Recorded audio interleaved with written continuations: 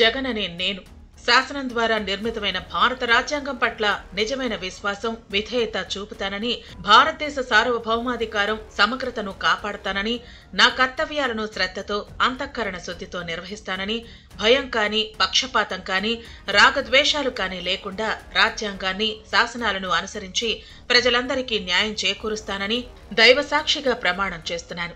ఇది 2019 మే 31వ తేదీన జగన్ చేసిన ప్రమాణం. దీనిని జగన్ కనీసం ఒక్కరోజైనా పాటించారా?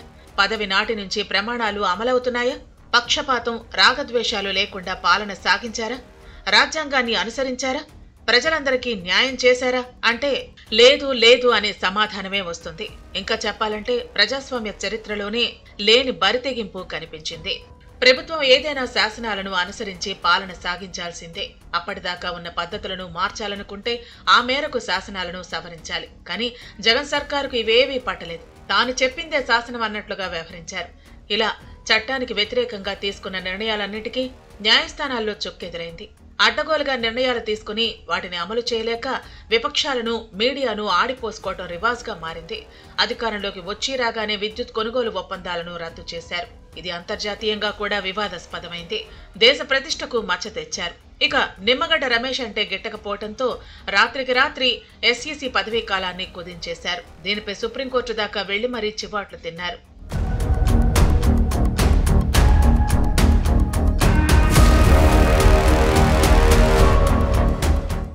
రాగద్వేషాలు చూపకుండా పాలన సాగిస్తాను అని ప్రమాణం చేసిన జగన్ రెడ్డి ఆ మరుక్షణమే ఆ మాట మరిచిపోయారు. అయినా వారి పట్ల రాగం, విపక్షాల పట్ల ద్వేషం, ఈ రెండింటి ప్రాతిపదికనే మొత్తం 5 ఏళ్ల పాలన సాగింది.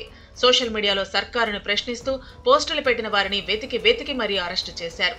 ఒక మెసేజ్ ను ఫార్వర్డ్ చేసిన నేరానికి 60 ఏళ్లు పైబడిన వ్యక్తిని విశాఖ నుంచి కర్నూలుకు రోడ్డు మార్గంలో తీసుకెళ్లి శారీరకంగా, మానసికంగా హింసించారు. ఇలాంటి కేసులోనే గుంటూరుకు చెందిన వృద్ధురాలిని అదుపులోకి తీసుకుని విచారణ పేరుతో వేధించారు. కానీ న్యాయమూర్తులను దూషించిన వైసీపీ కార్యకర్తలను మాత్రం స్వేచ్ఛగా వదిలేశారు. ఇవే కాదు, కేసులు, దాడులు, అరెస్టులు అన్నింటా ఇదే తీరు. పక్షపాతం లేకుండా పాలన సాగిస్తాను అని జగన్ చేసిన ప్రమాణం ఒక్క క్షణం కూడా అమలు కాలేదు. కుర్చీలో కూర్చున్న క్షణం నుంచి మనవాడెవడు, పరాయివాడెవడు అనే కోణంలోనే నిర్ణయాలు తీసుకున్నారు. కలెక్టర్లు, ఎస్పీలు, సలహాదారులు, నామినేటెడ్ పోస్టులు, ఇతర కీలక నియామకాలన్నింటిలోనూ మనవాళ్లే ఉండాలని ఆదేశించారు. బిల్లుల చెల్లింపుల్లోనూ పక్షపాతమే. అస్మదీయులకు అడ్డదారిలో డబ్బులిచ్చేసి కానివారి బిల్లులను మురగబెట్టారు. భయం లేకుండా పాలన సాగిస్తాను అనేది పదవీ ప్రమాణం. కానీ జగన్ పాలన మొత్తం భయపెట్టడమే లక్ష్యంగా సాగింది. విపక్ష పార్టీల వారి ఆర్థిక మూలాలు దెబ్బతీసేందుకు విచ్చలవిడిగా దండోపాయాన్ని ప్రయోగించారు. టీడీపీ హయాంలో మంత్రిగా పనిచేసిన సిద్ధ రాఘవరావును దారిలోకి తెచ్చుకునేందుకు ఆయన గ్రానైట్ గనుల్లో కార్యకలాపాలను నిలిపివేయించారు. చరిత్రలో కనీవిని ఎరుగనంత జరిమానాలు విధించారు. ఆ తర్వాత ఆయన వైసీపీలో చేరగానే నోటీసులు, జరిమానాలు అన్నీ హుష్కాకి. ఇలా టీడీపీ నేతలకు చెందిన వ్యాపారాలు, సంస్థలే లక్ష్యంగా జరిగిన దాడులు ఎన్నెన్నో. రాష్ట్రంలో ఇలా భయం లేకుండా అరాచకాలు సాగించిన జగన్ కేంద్ర ప్రభుత్వానికి భయపడుతూనే పాలన సాగించారు. రాష్ట్ర ప్రయోజనాలు దెబ్బతింటున్నా స్వీయ రక్షణే లక్ష్యంగా ఢిల్లీ పెద్దలకు సలాములు చేస్తూ గడిపారు.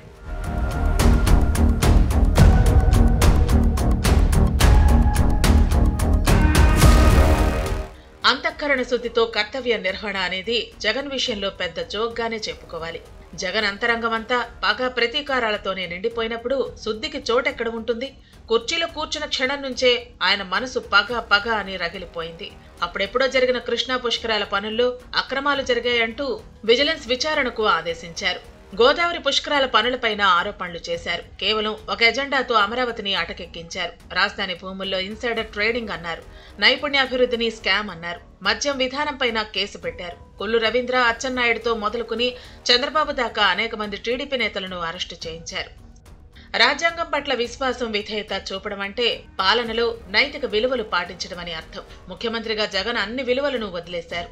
ఒకే స్కీమ్కు సంవత్సరానికి 4 సార్లు బటన్ నొక్కిన ప్రతిసారి తన రోతపత్రికకు ప్రజాధనంతో కోట్ల కొద్దీ ప్రకటనలు జారీ చేశారు. ఇలా 5 ఏళ్లలో 500 కోట్లు జేబులో వేసుకున్నారు. గిట్టని మీడియాకు ప్రభుత్వ ప్రకటనలు నిలిపివేశారు. తన రోత మీడియాలో పనిచేస్తున్న అనేక మందికి లక్షల్లో జీతాలిస్తూ ప్రభుత్వంలో పునరావాసం కల్పించారు.